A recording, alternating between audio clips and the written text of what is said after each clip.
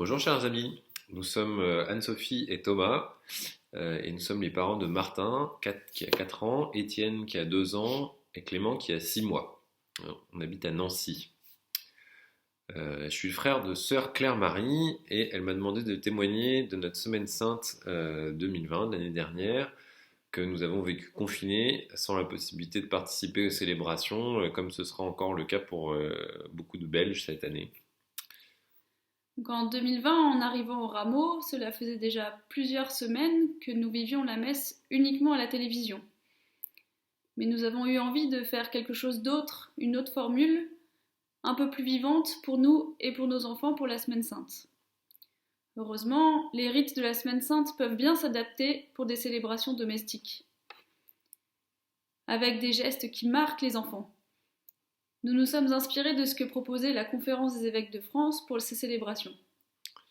Alors d'abord, bien sûr, nous sommes entrés dans la Semaine Sainte en célébrant le rite des rameaux. Nous avons pris des feuillages dans notre jardin pour rappeler l'entrée de Jésus dans Jérusalem.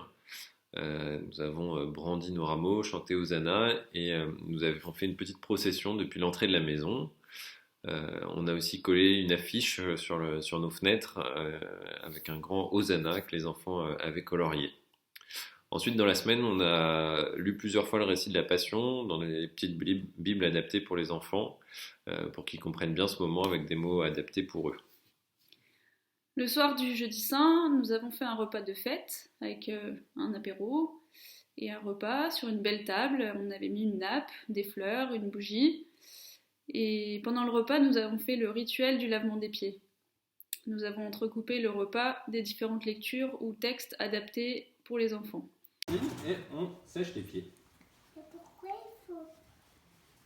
il faut se laver les pieds? Pour faire comme j'ai.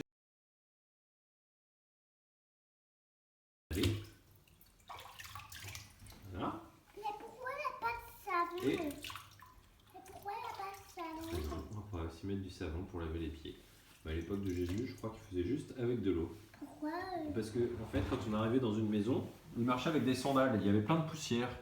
Alors, Ensuite, pour le vendredi saint, on avait un peu moins de courage. On a fait moins d'efforts pour le fils, mais on a fait un dîner bol de riz pour leur expliquer le jeûne, le sens du jeûne.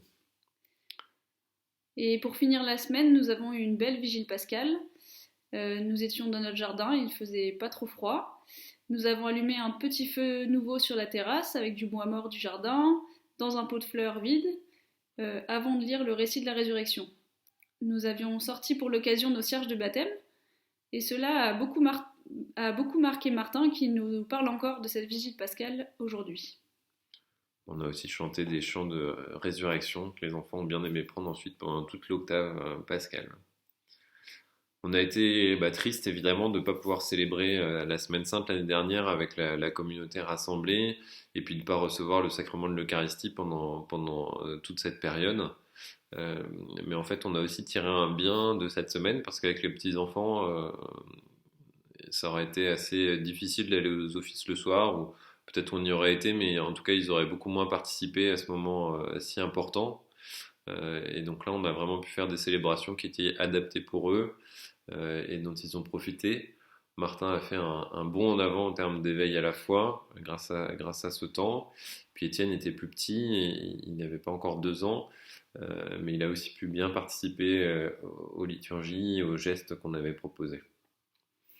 Voilà, en résumé, nous avons vécu de beaux moments de célébration en famille, à la maison, confinés certes, mais c'était une expérience riche de le célébrer chez nous pour une fois.